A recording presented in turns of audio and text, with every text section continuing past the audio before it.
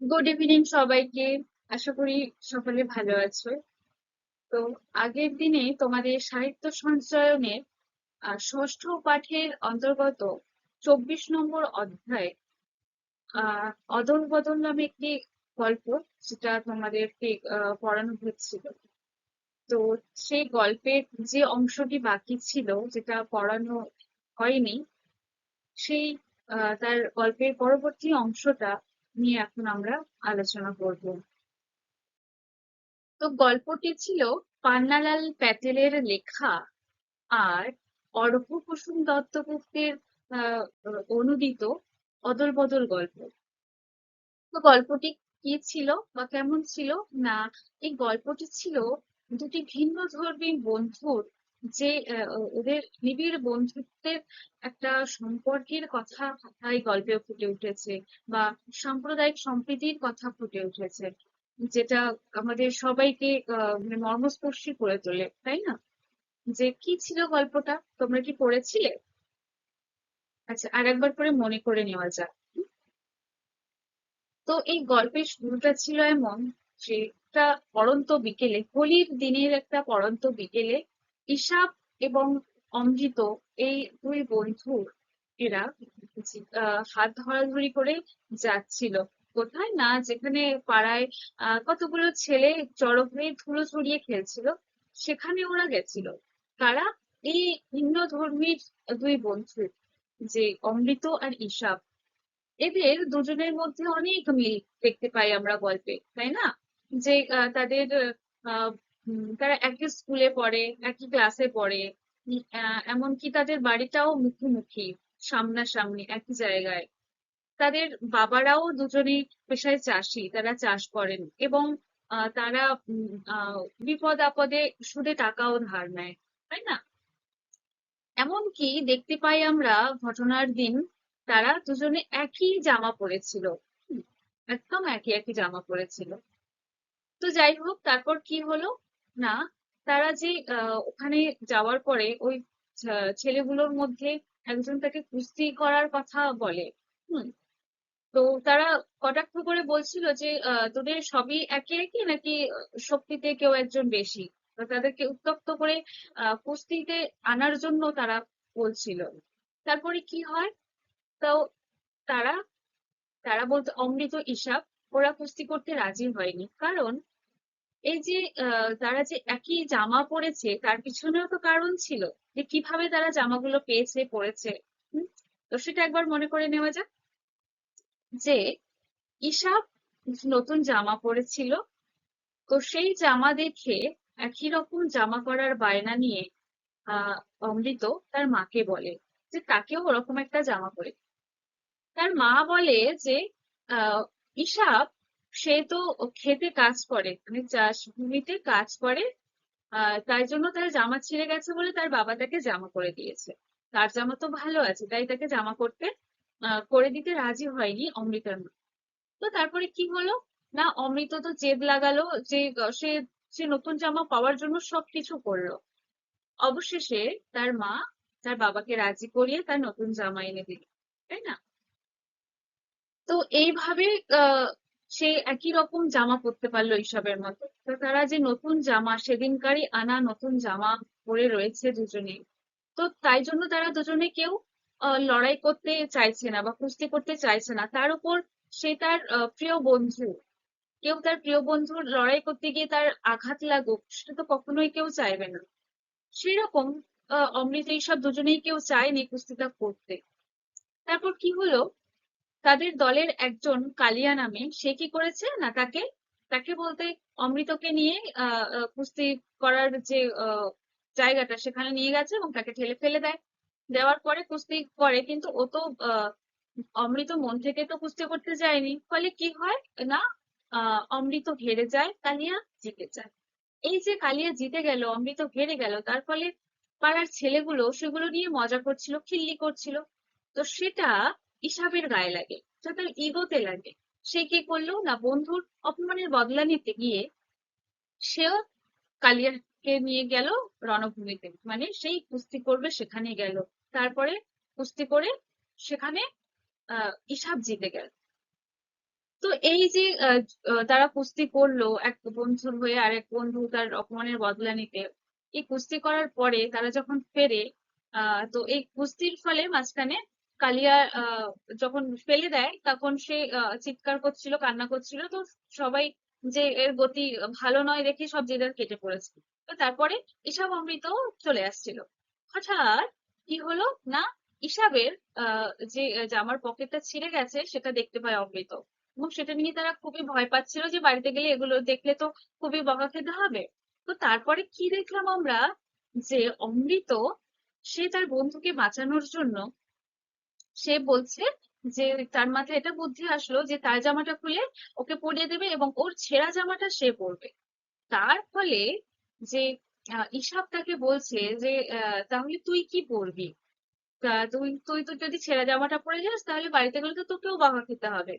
তার উত্তরে সে কি বললো, যে তাকে বাঁচানোর জন্য তো তার মা আছে।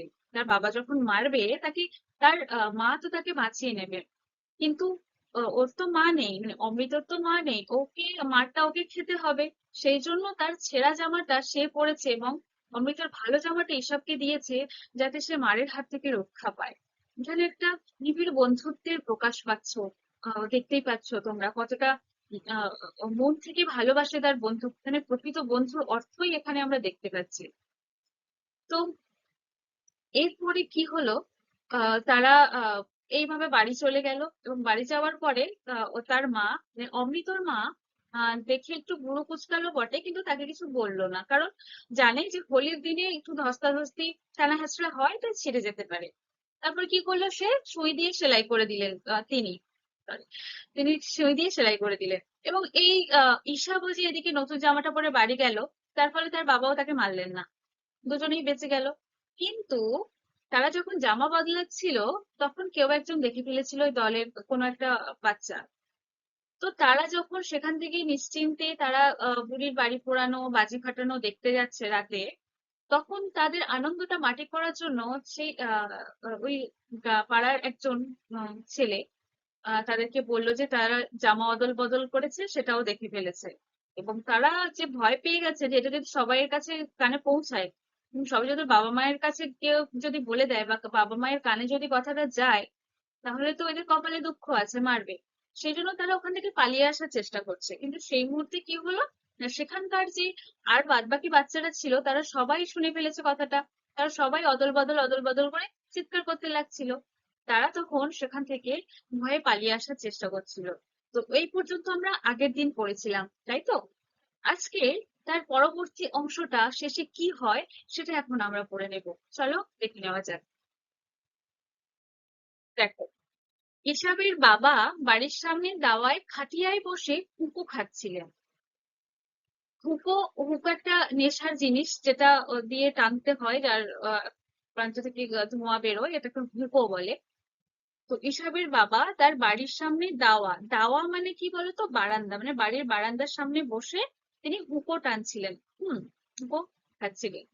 তিনি ওদের ডাকলেন, তোমরা বন্ধুদের কাছ থেকে পালিয়ে আসছো কেন? আমার কাছে এসে বসো। তিনি যখন হুঁকো খাচ্ছিলেন বারান্দায় বসে, তখন ওদেরকে ছুটে আসতে দেখছিলেন বা পালিয়ে যেতে দেখছিলেন, তখন তিনি ওদেরকে ডাকলেন, যে ঈশাব অমৃতকে ডাকলেন। আর তাদেরকে বলছেন যে তোমরা বন্ধুদের কাছ থেকে পালিয়ে আসছো কেন, আমার কাছে এসে বসো। খুব শান্তভাবে বলছে। ওর শান্ত গলা শুনে ওদের চিন্তা হলো যে ঈশাবের বাবা যে শান্তভাবে তাদেরকে ভালোবেসে ডাকছে কাছে, যে পালিয়ে যাচ্ছ কেন, আমার কাছে এসে বসো, ভালোভাবে ভালোবেসে শান্তভাবে যে বলছে, সেই শান্ত গলা শুনে ওরা আরো চিন্তায় পড়ে গেল। ভাবলো, যা ভেবেছিলাম তাই হলো, উনি আসল ঘটনাটা জানেন, শুধু ভালোবাসার ভান করছে। এই অমৃত আর ঈশাব এরা ভাবছে হয়তো ঈশাবের বাবা ঘটনাটা জানেন, শুধু ওদেরকে বকবে বা মারবে বলেই আগে ভালোবেসে কাছে ডাকছেন। যে যেমনটা হয় না, যে বলি দেওয়ার আগে সেই ছাগল বা পাঠা যাই বলো, তাদেরকে পাঠাকে ভালো করে খাইয়ে দাইয়ে বা এরকম ঠিকঠাক ভাবে দেখা হয়। তো সেই রকমটাই ভাবছে যে হয়তো আমাদেরকে বকবে বা মারবে, তার আগে ওই জন্য আমরা যাতে কাছে যাই সেই জন্য আমাদেরকে ভালোবেসে হয়তো কাছে ডাকছেন। হুম। উনি সবটা জানেন এরকমটা ভাবছে অমৃত আর ঈশা। ঈশাবের বাবা পাঠান, ঈশাবের বাবা পাঠান, উনি 10 বছরের অমৃতকে জড়িয়ে ধরলেন। যখন অমৃত আর ঈশাবের বাবার কাছে এসে অর্থাৎ পাঠানের কাছে এসে পৌঁছালো, তখন ঈশাবের বাবা পাঠান কি করলেন না, অমৃতকে জড়িয়ে ধরলেন। তো এখানে অমৃতের তাহলে বয়স কত? 10 বছর, এবং ঈশাবের বাবার নাম ওরা মানে টাইটেল হিসাবে ধরা হয় পাঠানরা। তো উনি অমৃতকে জড়িয়ে ধরলেন, চেঁচিয়ে বললেন, বাহালি বৌদি, আজ থেকে আপনার ছেলে আমার। কি হলো না, ঈশাবের বাবা যখন ওরা কাছে আসলো, তখন অমৃতকে জড়িয়ে ধরলেন আর চেঁচিয়ে বলছেন, বাহালি বৌদি, অর্থাৎ অমৃতর মা বাহালি বৌদি। তো অমৃতের মায়ের নাম কি? বাহালি। হ্যাঁ, তো অমৃতের মাকে বাহালি বৌদি বলে ডাকছেন ঈশাবের বাবা, ডেকে বলছেন যে, বাহালি বৌদি, আজ থেকে আপনার ছেলে আমার। হুম। বাহালি বৌদি ঘর থেকে বেরিয়ে এসে হাসতে হাসতে বললেন, হাসান ভাই, আপনি এক ছেলেকেই রেখে উঠতে পারেন না, তা দুজনকে কি করে সামলাবেন? তাহলে এই যে দেখলে প্রথমে যে ঈশাবের বাবা পাঠান বলা আছে, এবং তারপরে বাহালি বৌদি অর্থাৎ অমৃতার মা ওই ঈশাবের বাবাকে কি বলে ডাকলেন না, হাসান ভাই বলে। অর্থাৎ ঈশাবের বাবার নাম কি? হাসান, তার টাইটেল হলো পাঠান। বুঝতে পেরেছো? যাই হোক, তো বাহালি বৌদি অর্থাৎ অমৃতর মা ঘর থেকে বেরিয়ে এসে হাসতে হাসতে বলছেন যে, হাসান ভাই, আপনি এক ছেলেকেই দেখে উঠতে পারেন না, তো দুজনকে কি করে সামলাবেন? যে ঈশাবের তো মা নেই, তার বাবাই একা তাকে মানুষ করছেন। তো দেখবে, মায়েরা, একটা মা যতটা আহ আগলে একটা বাচ্চাকে মানুষ করতে পারে, বা তার বাবা সেই অর্থে পারে না, বা সেরকম ভাবে মায়ের ভালোবাসাটা সেরকম ভাবে দিতে পারে না। আমি বলছি তার জন্য দুঃখিত। কিন্তু এটা হয়, এটা তোমরাও হয়তো শুনে থাকবে বা দেখে থাকবে, যে একটা মেয়ে যেরকমটা ভাবে সামলাতে পারে, একটা ছেলে সেরকমটা ভাবে সামলাতে পারে না, তাই না? তো সেই অর্থে বাহালি বৌদি অর্থাৎ অমৃতার মা বলছেন যে, একটা ছেলেকেই সামলাতে পারেন না, আর বাচ্চারা কি হয়, দুষ্টু হয়। ছেলে বাচ্চাগুলো তো এমনি বেশি দুষ্টুমি করে, তো সেই ক্ষেত্রে সামলানোটা দায় হয়ে যায়। তো সেই জন্য বলছেন যে, একটা ছেলেকে সামলাতে পারছেন না, তো দুটো ছেলেকে মানে দুজনকে কি করে সামলাবে? আচ্ছা, তারপর আবেগ ভরা গলায় হাসান বললেন, বাহালি বৌদি, অমৃতের মতো ছেলে পেলে আমি 21 জনকেও পালন করতে রাজি আছি। কত সুন্দরভাবে বলছেন, এই আবেগ ভরা গলায়। হ্যাঁ, তিনি যে আবেগে আপ্লুত হয়ে তিনি বলছেন, মানে গদগদ স্বরে বলছেন। অর্থাৎ ঈশাবের বাবা বলছেন যে, বাহালি বৌদিকে কি অমৃতের মতো ছেলে পেলে তিনি 21 জনকেও পালতে রাজি আছেন। তাহলে এখানে আমরা বুঝতেই পারছি যে এখানে অমৃত কি কত ভালো মনের এবং বাধ্য ছেলে, এবং ঈশাবের বাবার যে কতখানি ভালো লেগেছে তাকে, এই কথাটার মধ্যে দিয়ে বোঝা যাচ্ছে বা সেটার প্রকাশ পাচ্ছি আমরা, যে অমৃতের মতো যদি ছেলে পায় তাহলে 21 জনকেও পালন করতে তিনি রাজি আছেন, তার কোনো অসুবিধা নেই। হ্যাঁ, কেশে গলা পরিষ্কার করে পাঠান বাহালি বৌদিকে বললেন, তো কেশে গলা পরিষ্কার করে মানে? তিনি যে আবেগে আপ্লুত হয়ে যে গদগদ স্বরে বলছেন, তখন কি হয়, যখন আমরা যখন অনেক আবেগপ্রবণ হয়ে পড়ি, তখন দেখবে আমাদের কান্না মিশ্রিত হয়ে যায় গলার আওয়াজটা, তাই না? যে কথাটা আমরা বলতে চাই, সেটা আমরা নর্মালি মানে স্পষ্ট ভাবে একদম বলতে পারি না। তখন যখন আমরা অনেক আবেগপ্রবণ হয়ে যাই, এরপর আমাদের গলার আওয়াজটা যেন একটু কান্না মিশ্রিত হয়, এবং সেটা বলতে গিয়ে একটু আহ জড়িয়ে জড়িয়ে বলি, এবং একটা গদগদ ভাব আসে। তো এই যে হাসান অর্থাৎ ইসাবের বাবা যখন কি কথাটা বলছিলেন, তিনিও খুব আবেগপ্রবণ হয়ে পড়েছিলেন, এবং তার গলাটাও যেন জড়িয়ে আসছিল।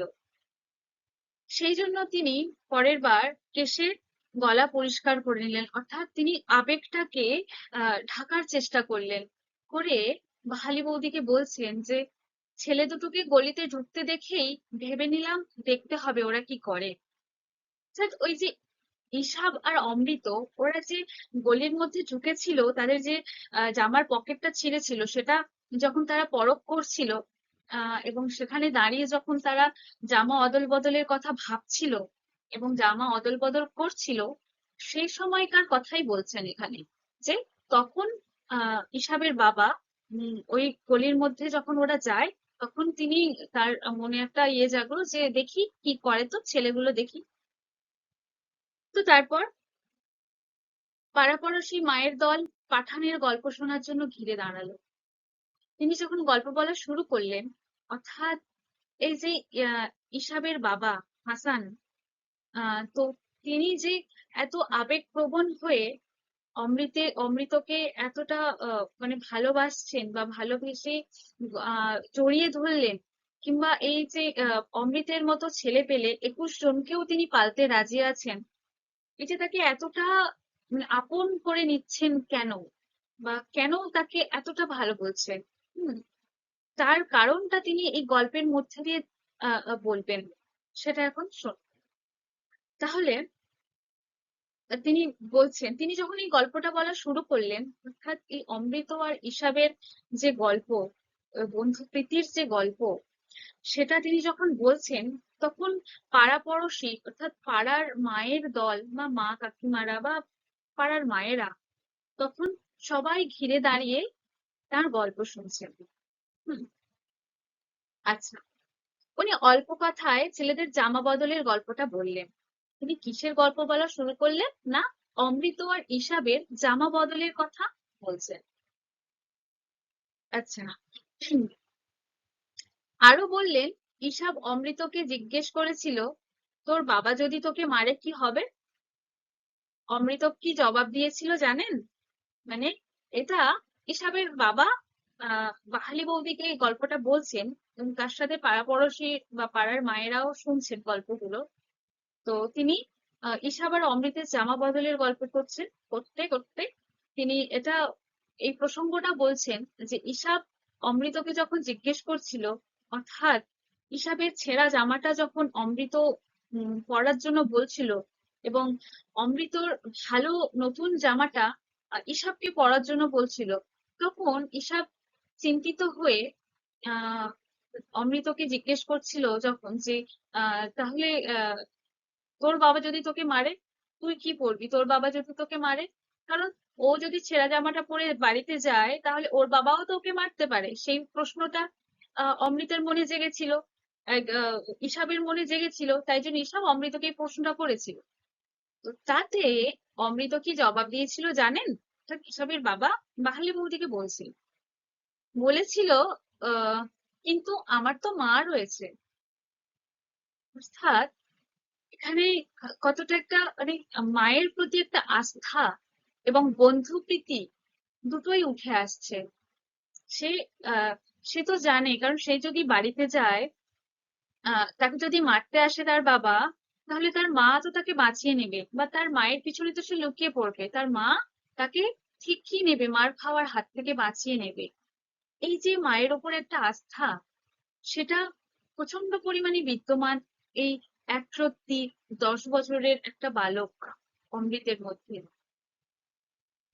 আর এই এই যে কথাটা, এটা আহ, আহ, ইসাবের বাবা তার মনকে আহ, খুব প্রচন্ড ভাবে নাড়িয়ে দিয়েছে, কথাটা তার মনে একটা জায়গা করে নিয়েছে এই কথায়।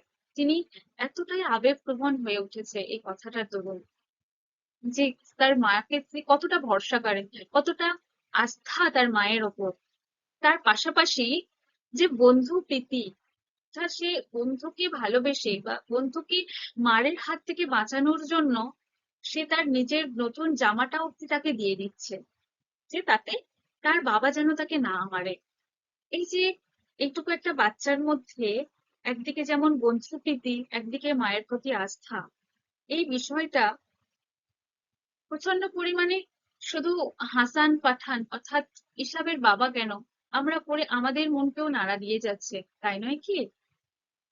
আচ্ছা, তারপর সজল চোখে পাঠান বললেন, সজল চোখে মানে কি, তিনি যে আবেগপ্রবণ হয়ে গেছিলেন, তিনি আবেগটাকে আর কন্ট্রোল করতে পারেননি, অর্থাৎ তার চোখে জল চলে এসছে। এবং তখন তিনি বলছেন যে কি খাঁটি কথা, অমৃতের জবাব আমাকে বদলে দিয়েছে, ও আমাকে শিখিয়েছে খাঁটি জিনিস কাকে বলে। এই যে অমৃত যে বলেছিল যে কিন্তু আমার তো মা রয়েছে, এই যে একটাই কথা, সেটা অর্থাৎ এই অমৃতের এই জবাবটা হাসান অর্থাৎ ইসাবের বাবার মনে জায়গা করে নিয়েছে এবং তাকে তাকে পুরোটাই যেন বদলে দিয়েছে। তার মানসিক দিক থেকে বা মানবিক দিক থেকে সবটা বদলে দিয়েছে যেন। তার মাথায় মনে কবজা করে নিয়েছে যেন এই একটাই কথা, যে আমার তো মা রয়েছে। তো এই একটা কথার মধ্যে দিয়ে আমরা বুঝতে পারছি যে এই 10 বছরের বাচ্চাটা অমৃত, এর মনে এই যে ধর্মের বেড়ি পেরিয়ে বা ধর্মের বেড়াজালটাকে পেরিয়ে তার ঊর্ধ্বে গিয়েও বন্ধুপ্রীতিটাই তার কাছে আসল হয়ে দাঁড়িয়েছে। এবং তার সাথে সাথে তার নিজের মায়ের প্রতি কতটা যে আস্থা, মা যে কি জিনিস সেটাও যেন বুঝিয়ে দিয়েছে।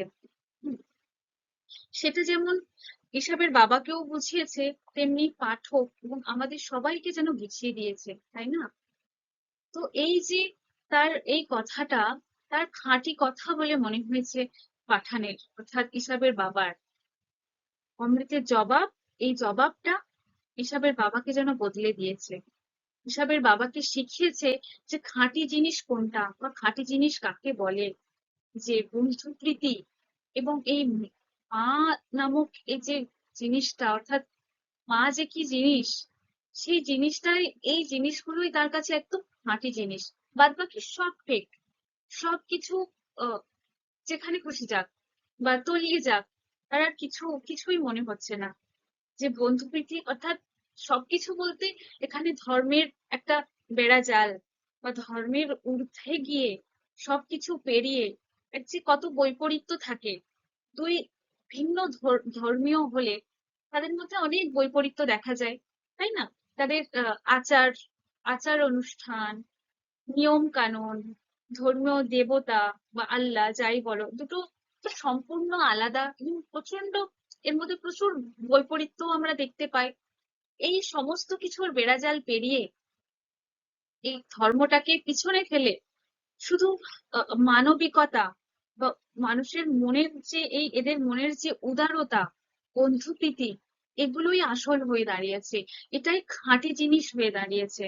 হুম, তো এই যে আহ, অমৃত আহ, ইসাবের বাবা, তার এই এই কথাটাই একদম খাঁটি জিনিস মনে হয়েছে এবং তাকে পুরোপুরি বদলে দিয়েছে তার মন থেকে। তারপর অমৃত ও ইসাবের পরস্পরের প্রতি ভালোবাসার গল্প শুনে তাদেরও বুক ধরে গেল। তাদের বলতে কাদের কথা বুঝিয়েছেন লেখক? না, যে পাড়াপড়শি মায়েরা যারা ঘিরে দাঁড়িয়ে অমৃত আর ইসাবের বন্ধুত্বের গল্প শুনছিল বা বন্ধু প্রীতির গল্প শুনছিলেন, তারাও আহ, যেন আবেগপ্রবণ হয়ে পড়েছে, আবেগাপ্লুত হয়ে পড়েছেন। যে তাদেরও খুব ভরে গেল গল্পটা শুনে, এই বন্ধুত্বের ভালোবাসার গল্প শুনে। ইতিমধ্যে ছেলের দল বাজি আর বুড়ির বাড়ি পোড়ানো দেখে ফিরছিল। যখন এই গল্পটা বলছিলেন ইসাবের বাবা, বা যখন বলা শেষ হয়েছে প্রায়, সেই সময় বা এর মধ্যেই তখন ছেলের দল যারা বাজি পোড়াচ্ছিল বা বুড়ির বাড়ি পোড়ানো দেখছিল, তারা সেগুলো দেখে ফিরছিল। তারা ঈশাব অমৃতকে ঘিরে বলতে লাগলো, অমৃত ঈশাব অদল বদল ভাই, অদল বদল। এই যে তাদের তাদের মনেও যে একটা কারওয়ার ছিল, মানে তাদের মনেও যে একটা যে এদের সবকিছুই আর কি, দেখি তো এরা কেমন, প্রথমে যেমন বলেছিল যে দেখি তো এদের শক্তিতে কেউ কারো বেশি শক্তি আছে কিনা বা কেউ পালোয়ান কিনা, বা তাদেরকে নিয়ে যে কটাক্ষ বলো বা একটা অন্যরকম চোখে দেখা বা তাদের পিছনে লাগা, সেই জিনিসটাকে ভুলে, সেই জিনিসটাকে বাদ দিয়ে, বা তাদের এই যে একটু আগেই যে একটা ছেলে যখন ওকে বললো যে জামা অদল বদল করেছিল, তো সেখানে কি তাদের খুশিটাকে মাটি করার জন্য বলেছিল, এবং তার ফলে যে ছেলের দল তাদের পিছনে অদল বদল বলে তাদেরকে রাগানোর জন্য বা তাদেরকে তাদের আনন্দ মাটি করার জন্য বেশি বেশি করে বলছিল, সেই সবকিছু ভুলে তারা যেন নতুন করে যেন তাদের তাদের এই এই গল্পটা শুনে তাদের যেন নতুন করে মনে একটা আলাদাই একটা অনুভূতি জাগলো। হ্যাঁ, তারাও যেন তাদের এই অমৃত ইসাবের প্রতি যেন নাজারিয়াটাই বদলে গেছে। হ্যাঁ, তারা ওদের ওদের জন্যই এটা এবার ভালোভাবে তারা মন থেকে এবার অদল বদলের কথা বলছে। আর ওদেরকে ভয় দেখানোর জন্য নয়, বা তাদের আনন্দটাকে মাটি করার জন্য নয়, তারা মন থেকে এখন ঈশাব অমৃতকে ঘিরে বলছে, অমৃত ঈশাব অদল বদল, ভাই অদল বদল। তারা এটা মানে ঈশাব আর অমৃত এদের দুজনের জন্য বলছে, ভালোবেসে বলছে, আনন্দ করে বলছে। হুম। এবার অবশ্য ঈশাব ও অমৃত অপ্রস্তুত বোধ করলো না। এই যে একটু আগে যখন একটা ছেলে তখন তাদেরকে বললো যে তোরা জামা অদল বদল করেছিস, আমি দেখে ফেলেছি। তারপরে যে গ্রামের পাড়ার আর বাদ বাকি ছেলে যারা যখন অদল বদল জামা অদল বদল বলছিল, তখন তারা যেমন অপ্রস্তুত হয়ে পড়েছিল, বলে তারা তো ভয় পেয়ে গেছিল যে তাদের বাবা মায়ের কানে গেলে বিষয়টা অন্য জায়গায় পৌঁছে যাবে, তাদেরকে বকাবকি করবে, মারবে। তারা ভয়ে অপ্রস্তুত হয়ে পড়েছিল। কিন্তু সেই অপ্রস্তুতিটা এখন আর নেই, কারণ তার বাবা নিজেই এই বিষয়টা পরখ করে দেখেছিলেন, বা চোখের সামনে থেকে তাদের এই বন্ধুত্ব প্রীতির দৃশ্যটা তিনি মন ভরে দেখেছিলেন। এবং এই যে তার মন বদলে যাওয়া, বা তিনি যে আবেগপ্রবণ হয়ে পড়া, এবং তিনি যে মন থেকে নিচে থেকে যখন গল্পটা সবাইকে বলছেন, তো তখন তাদের কি একটা মনে থেকে ভয়টা কেটে গেছে, এবং তাদের নিজেদেরও একটা ভালো লাগা কাজ করছিল। তাই জন্য তারা আর অপ্রস্তুত হয়ে পড়েনি, কারণ বিষয়টা এখন সবাই জানে। বিষয়টা অনেকটা ঠিকঠাক পরিস্থিতিতে দাঁড়িয়েছে, বরঞ্চ ওরা আরো খুশি হচ্ছে মন থেকে। হুম। আচ্ছা, বরঞ্চ অদল বদল বলাতে তাদের ভালোই লাগলো, দেখেছো যে এই যে তারা অদল বদল বলছে, তাতে তাদের আর অপ্রস্তুত মনে হচ্ছে না, অপ্রস্তুত বোধ করছে না, বা তাদের খারাপ লাগছে না, বরং তাদের ভালো লাগছে শুনতে এই অদল বদল কথাটাতে। অদল বদলের গল্প গ্রামের বাড়ি বাড়ি ঘুরে গ্রাম প্রধানের কানে গেল। এই যে পাড়ার মায়েরা যে দাঁড়িয়ে গল্পটা শুনলেন, তারা এবার বাড়িতে গিয়ে গল্প করেছে তাদের বাচ্চাদেরকে, বা তাদের বড়দের, বাড়ির আর অন্যান্য সদস্যদেরকে গল্প করেছে। এরকম করতে করতে গল্পটা ছড়িয়ে পড়েছে গ্রামের সবার বাড়ি বাড়ি।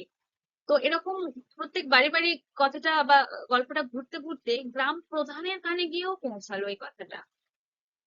উনি ঘোষণা করলেন, আজ থেকে আমরা অমৃতকে অদল আর ঈশাবকে বদল বলে ডাকবো। উনি ঘোষণা করলেন, উনি বলতে কাকে বোঝাচ্ছে, যে গ্রাম প্রধান। গ্রাম প্রধানের কানে গেল কথাটা। তারপরে এই গ্রাম প্রধান নিজে ঘোষণা করলেন যে আজ থেকে আমরা, অর্থাৎ গ্রামের সবাই, অমৃতকে অদল এবং ঈশাবকে বদল বলে ডাকবে।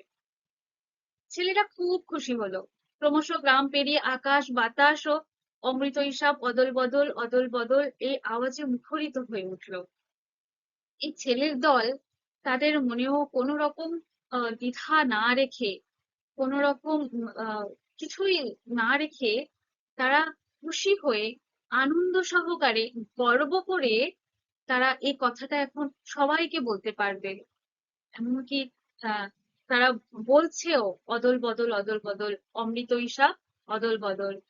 যেন আর এই কথাটা শুধু গ্রাম নয়, গ্রাম পেরিয়ে আকাশ বাতাস সব জায়গায় গোটা, মানে গোটা পৃথিবীই যেন হয়ে গেছে এরকম। আকাশ বাতাস মানে গোটা সম্পূর্ণটা শুধুই এই ঈশাব অমৃত ঈশাব অদল বদল এই কথাই যেন গুঞ্জরিত হতে থাকলো, মুখরিত হয়ে উঠলো। হম।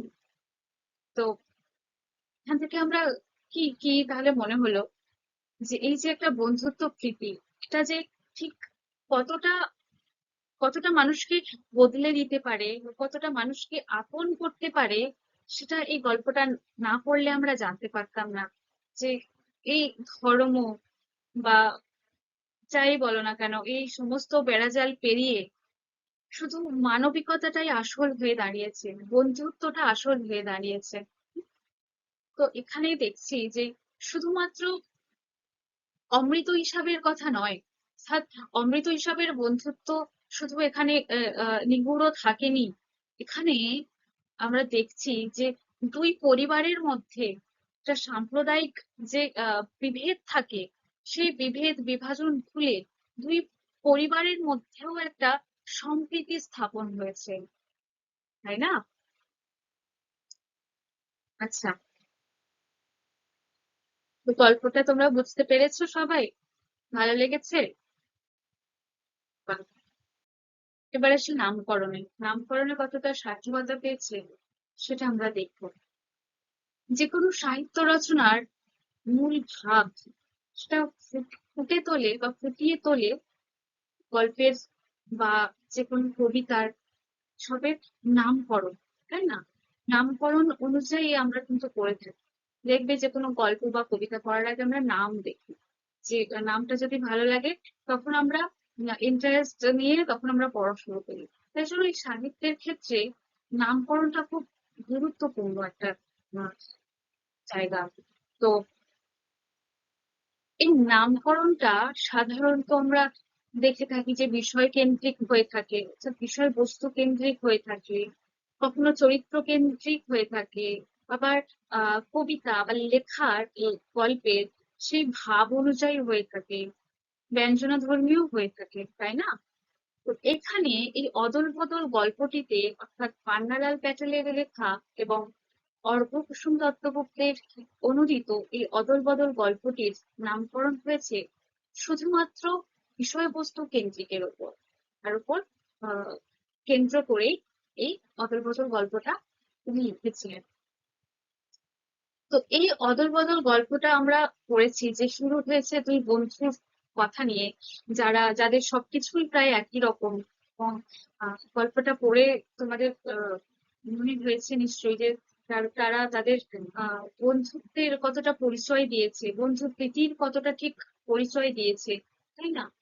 তো এই গল্পটাতে এই অদল বদল যে করেছে, জামার অদল বদল, একটা বন্ধুকে বাঁচাতে তার নিজের নতুন জামাও দিয়ে দিচ্ছে, এবং এমনকি সেই যে বন্ধুকে বাঁচালো এবং সেই বন্ধুও আবার দেখা যায় যে তার বন্ধুর অপমানের বদলা নিতে সে কুস্তি ক্ষেত্রেও মানে কুস্তির জন্য সেই রণভূমিতেও সে নেমে পড়ে, বন্ধুর সাথে কুস্তি করে জিতে বন্ধুর মান রক্ষা করে। তো এই যে বন্ধু প্রীতির একটা ভাব, যে সেটা এই অদল বদল ঘটনাটার মধ্যে দিয়ে ফুটে উঠছে, এবং এই শুধু বন্ধু প্রীতি নয়, এর মধ্যে আরো গভীর একটা ভাব ব্যঞ্জনা আমরা দেখতে পাই, তাই না? যে এই অবক্ষয়িত সমাজে জাতি হিংসার নাগপাশ যেখানে জড়িয়ে চতুর্দিকে, সেই নাগপাশকে কাটিয়ে দুই সম্প্রদায়ের কিশোর বালক, দুই বালক তাদের নিজেদের মধ্যেকার যে একটা বন্ধুত্বের যে প্রগাঢ়তা, যে বন্ধুত্ব প্রীতি, যে তাদের মধ্যে যে ভালোবাসা, এবং আরো দেখি যে দুই সম্প্রদায়ের মানে ভিন্ন সম্প্রদায়ের দুই পরিবারের মধ্যে একটা সম্প্রীতির বাতাবরণ গড়ে ওঠে, সেটা শুধুমাত্র এই অদল বদল এই ঘটনাটার কে কেন্দ্র করেই, তাই না? যে এই অদল বদল গোটা গল্পের মানেটাই চেঞ্জ করে দেয়। এবং এই যে একটা ভারতবর্ষের এখন যে যে জাতি মুখর হয়ে উঠেছে, বা এরকম বলতে পারো জাতির বা ধর্মের বেড়াজাল হয়ে দাঁড়িয়েছে, সেগুলো সবটা কাটিয়ে যে বন্ধুত্বের কতটা পরিণাম দেওয়া যায়, এবং দুই সম্প্রদায়ের পরিবারও যে কতটা মিলেমিশে থাকা যায়, সেটা শুধুমাত্র এই অদল বদল ঘটনাটাকে কেন্দ্র করেই হয়েছে। সেজন্যই বলা যায় এই যে গল্পের নামকরণটি, সেটা শুধুমাত্র বিষয় কেন্দ্রিক হয়েও এর মধ্যে একটা প্রচন্ড পরিমাণে ভাব ব্যঞ্জনবাহী কাজ করে ও যথেষ্ট সার্থকতাও লাভ করে অদল বদল নাম, তাই না? তো গল্পের মধ্যে আমরা ঈশাব আর অমৃতর বেশিরভাগটা আমরা তাদের মধ্যে মিল দেখতে পাই, যে সবকিছু একই একই রকম, এবং কিছু একটা অমিলও ছিল, সেটা তোমাদের সামনে দুটো আলাদা করে তোমাদের সামনে তুলে ধরেছি, যে ঈশাব আর অমৃতের কোথায় মিল আর কোথায় অমিল। ঈশাব আর অমৃতের মধ্যে যেগুলো মিল ছিল সেগুলো কি না, ঘটনার দিনে অর্থাৎ হোলির দিন, সেই দিনে তাদের দুজনের গায়েই সেদিনকার তৈরি নতুন জামা ছিল। হুম? আর জামা দুটির রং, মাপ, কাপড় সব দিক দিয়েই একই রকম ছিল, একদম একই। আবার দুজনে একই স্কুলে একই ক্লাসেই পড়ে, আবার দুজনের বাড়িও সামনাসামনি মুখোমুখি। হুম, তাদের দুজনের বাবাও পেশাতে চাষি, হ্যাঁ, দুজনেই চাষ করেন এবং দুজনের বিপদ আপদে তারা তৎক্ষণাৎ যে সুদে টাকা ধার নিয়ে চালান। হ্যাঁ, তো এই ছিল ঈশাবের আর অমৃতের মিল। আর ঈশাব আর অমৃতের অমিল কোথায়? যে অমৃতের বাবা মা আর 3 ভাই আছে। হ্যাঁ, ওদের একটা গোটা পরিবার আছে। ঈশাবের শুধুই তার বাবা আছে, তার আর কেউ নেই। এই হলো ঈশাব আর অমৃতের মিল আর অমিল। হুম, লেখক পান্নালাল প্যাটেলের লেখা এই অদল বদল গল্পটি আসলে একটা সরল কাহিনীর মোড়কে ভারতবর্ষের যে ধর্মনিরপেক্ষতা, এই ধর্মীয় বা জাতির যে নাগপাশ, সেগুলো কাটিয়ে বা ধর্মের বেড়াজালকে পেরিয়ে যে একটা সাম্প্রদায়িক সম্প্রীতির কথা বলে, একটা বন্ধুত্বের কথা বলে বা মানবিকতার কথা বলে, তাই না?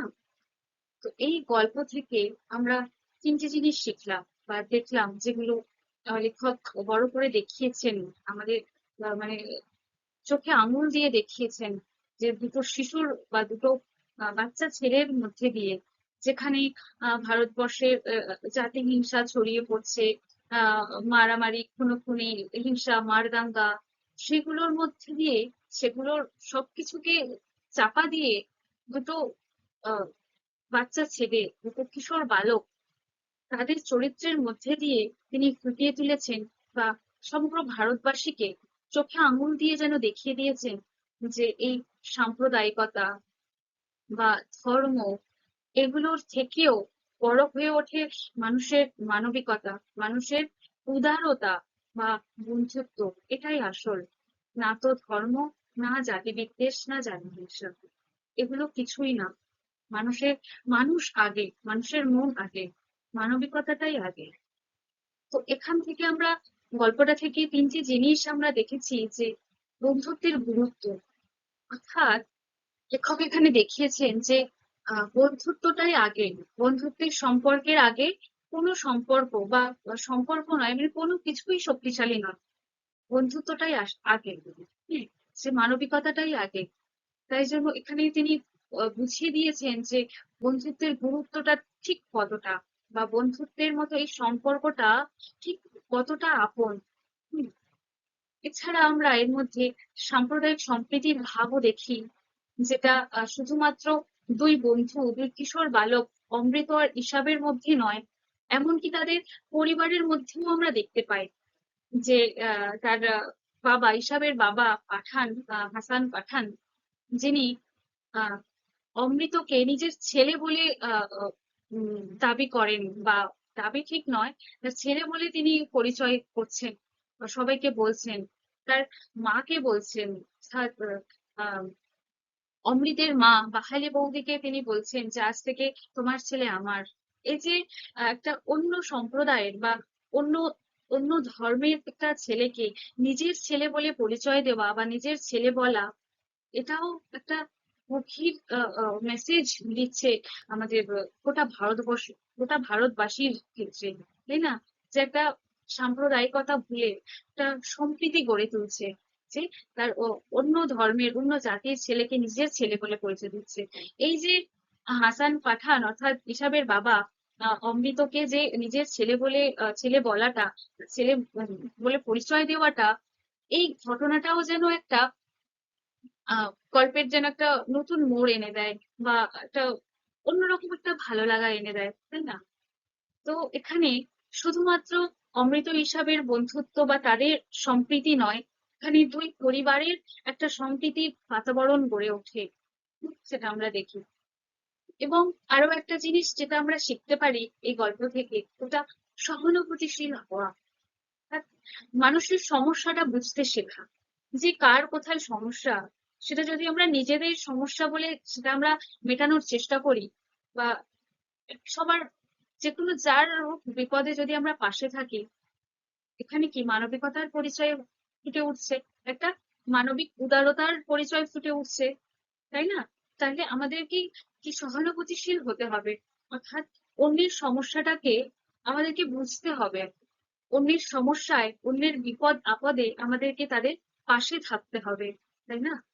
আমাদের এখানে আহ, আহ, ধর্মীয় হিসাবে নয়, সাম্প্রদায়িক মানুষ হিসাবে নয়, হুম, মানুষের মতো মানুষ, অর্থাৎ মানবিকতাটাকে ফুটিয়ে তুলতে হবে, যে বন্ধুত্বের হাত বাড়িয়ে দিতে হবে, সবাইকে মিলেমিশে, সবার সমস্যা বুঝে, সবার বিপদে পাশে থেকে মিলেমিশে একত্রিত হয়ে আমাদেরকে বাঁচতে হবে, থাকতে হবে, বাস করতে হবে।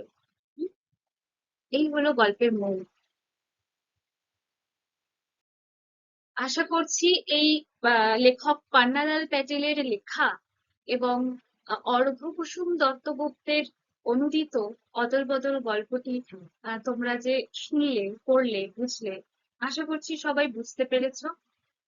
তো এই গোটা গল্পের পরিপ্রেক্ষিতে তোমাদের জন্য যেগুলো ইম্পর্টেন্ট বা যেগুলো গুরুত্বপূর্ণ প্রশ্ন, অতি সংক্ষিপ্ত বা সংক্ষিপ্ত বা যেগুলো রচনাধর্মী কিছু প্রশ্ন তোমাদের জন্য তৈরি করেছি, যেগুলো তোমরা উত্তর করার চেষ্টা করো, এবং না পারলে অবশ্যই আমাকে জিজ্ঞেস করো, আমি তার উত্তর তৈরি করে দেবো তোমাদেরকে। ঠিক আছে? এই হলো তোমাদের অতি সংক্ষিপ্ত প্রশ্ন, কিছু তুলে ধরেছি, এবং এগুলি কিছু গুরুত্বপূর্ণ রচনাধর্মী প্রশ্ন, অর্থাৎ এগুলো বড় প্রশ্ন।